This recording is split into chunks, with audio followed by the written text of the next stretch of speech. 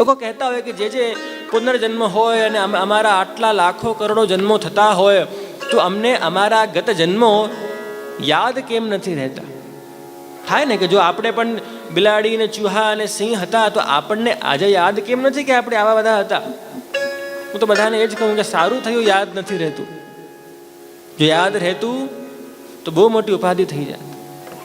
તમને ખબર પડે કે અમારા પાડોશી ગયા જન્મમાં અમારી પત્ની હતા, કે તમને ખબર પડે કે અમારા બોસ ગયા જન્મમાં અમારા ખૂની હતા, કે તમને ખબર પડે કે ભાઈ અમારા કાકા ગયા જન્મમાં અમારા દીકરા હતા. વિચાર કરો કેવી અવ્યવસ્થા ફેલાઈ જશે સમાજમાં.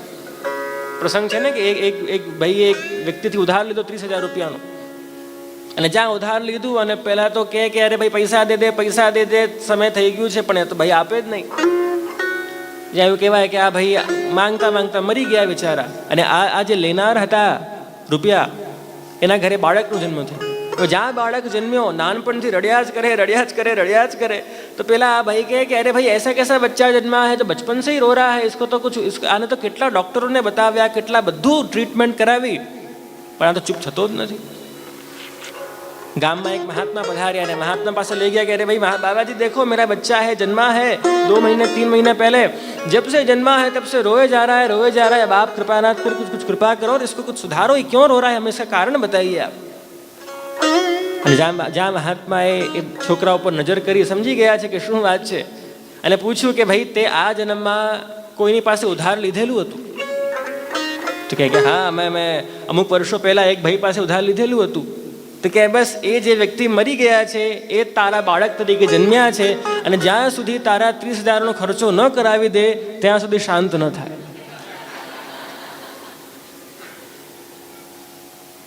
એટલે જો ખબર પડી જાય કે આપણે ગયા જન્મમાં કોણ હતા અને કેવા હતા તો બહુ અવ્યવસ્થા ફેલાઈ જશે. અને એટલા માટે આ જન્મનું જ માથે લઈને ભાર લાગે છે, તો ગયા જન્મનું ક્યાં યાદ રાખવું છે આ બધાને? અને એટલા માટે સારું છે ભગવાને ભૂલાવી નાખ્યું.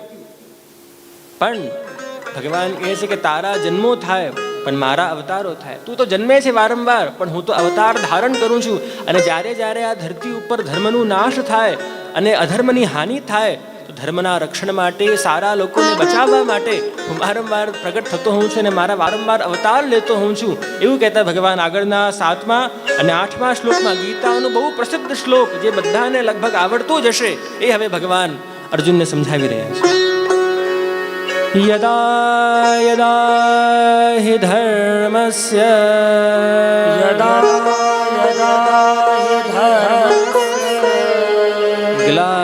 ग्लानिर्भवति भारत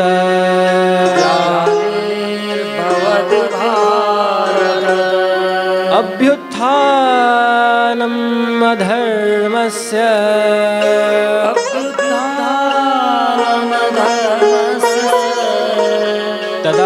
तदात्मानं सृजाम्यहम्.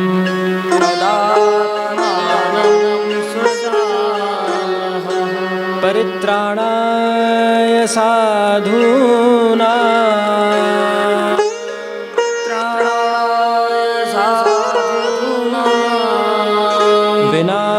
विनाशाय च दुष्कृतां.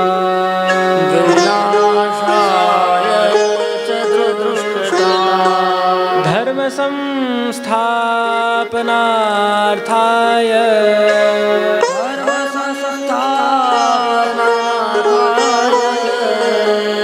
संभवामि युगे युगे.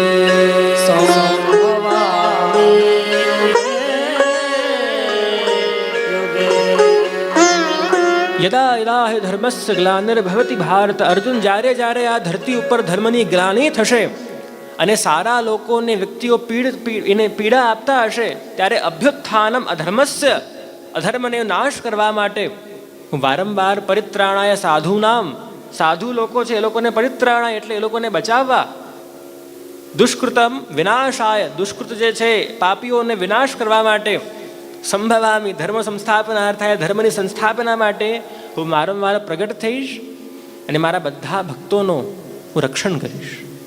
ગીતાની પરમ વચન, ગીતાનું મહાવાક્ય. એકવાર ખબર પ્રસંગ થયો કે બીરબલ અને અકબર બેસ્યા હતા મહેલમાં अकबर पूछे, अरे भाई बीरबल, तुम्हारे हिंदू धर्म कहते हैं, ऋषि मुनि कहते हैं कि तुम्हारे भगवान इतनी इतनी बार धरती पे आए, तुम्हारे भगवान ऐसे कैसे भगवान है? क्या तुम्हारे भगवान के पास ऐसे कोई व्यक्ति नहीं है कि जिनको वो भेज सकें और खुद वहाँ आराम कर सकें? हमारे अल्लाह देखो, अल्लाह कभी धरती पे नहीं आए, उन्होंने तो अपने पैगंबर भेजे हैं। अल्लाह तो इतने पावरफुल हैं, इतने शक्तिशाली हैं कि खुद कभी नहीं आए। खुद को उनके तो जो मोहम्मद पैगंबर थे, और आप क्रिश्चियनिटी में देखें जीसस क्राइस्ट कौन थे? वो तो भगवान के बच्चे थे। देखिए आप सब संप्रदाय में देखिए तो भगवान कभी खुद नहीं आए, किंतु भगवान ने अपने बच्चों को या अपने पैगंबरों को भेजा। तुम्हारे ऐसे कैसे भगवान है कि बार बार खुद आ जाते हैं धरती पे? तो क्या जहाँ पर ना, इसका उत्तर मैं आपको 2 दिन बाद दूंगा। અને જ્યાં 2 દિવસ થયા અને જ્યાં આ લોકો એવું કહેવાય કે યાત્રા કરતા હતા, એવામાં અકબર અને ઘણા બધા સૈનિકો પણ હતા અને બીરબલ હતા અને આમનો જે અકબરનો બાળક હતો એ પણ ચાલતો હતો. અને જ્યાં એક બાજુમાં તળાવ આવ્યું, બીરબલ એવું કહેવાય કે બીરબલ ત્યાં દોડતા દોડતા ગયા, અકબરના બાળકને હાથમાં લીધા અને પટકી આવ્યા પેલા તલાવમાં. જ્યાં અકબરે જોયું કે અરે ભાઈ, મારો મંત્રી મારા દીકરાને તલાબમાં પટકી રહ્યો છે, અને તો દોડ્યા અને દોડતા દોડતા પોતાનું બધા આભરણ હતા, બધું એ જે જામા ને બધું હતું, પાગ વાગ બધું, પણ કારણ કે પોતાનો દીકરો પાણીમાં ડૂબ્યો એટલે કૂદ્યા, દોડતા દોડતા ગયા અને પેલા એને જે પોન્ડ હતું, જે તળાવ હતું, એમાં જઈને કૂદી આવ્યા અને બાળકને બચાવી આવ્યા. અને જ્યાં બચાવીને આવ્યા અને જોરથી તમાચો માર્યો એક બીરબલને. તું મારો મંત્રી છે કે મારો શત્રુ છે? તું કહે છે કે હું આપને ઉત્તર આપીશ, આ કયા પ્રકારનો ઉત્તર છે? તું તો મારો શત્રુ નીકળ્યો કે તું તો આજે મારા બાળકને જ મારવા ગયો. तो कह रहे जहाँपना माफ करिएगा, किंतु यह आपकी कोई शत्रुता नहीं है आपसे, किंतु ये तो उसी प्रश्न का जवाब है। कौन से प्रश्न का जवाब है? जो आपने पूछा था 2 दिन पहले कि आपके भगवान बार बार क्यों धरती पर कूद जाते हैं। तो देखिए, जब आपका बच्चा कूदा पानी में, तब आपके पास इतने सैनिक थे, मैं भी था, इतनी रानियां थी, सब थे, किंतु आपने किसी पे भरोसा नहीं किया, पर खुद गए। भले आभरण पहरे हुए थे, पर खुद गए और खुद के बच्चों को निकाल के आए। इस प्रकार हम सब भी जब हिंदू खुद फंसते हैं तो भगवान किसी की राह नहीं देखते हैं, किंतु खुद पधारते हैं और हम सबका खुद उद्धार करके लाते हैं। એટલા માટે ધર્મ સંસ્થાપનાર્થાય સંભવામિ યુગે યુગે. અરે ભાઈ અર્જુન, જ્યારે આ ધર્મનું નાશ આ ધરતી ઉપર થશે, ત્યારે હું બીજા કોઈ પર આશ્રિત ન થઈશ, પણ હું પોતે જ પ્રગટ થઈશ અને મારા ભક્તોનો ઉદ્ધાર પોતે જ કરીશ.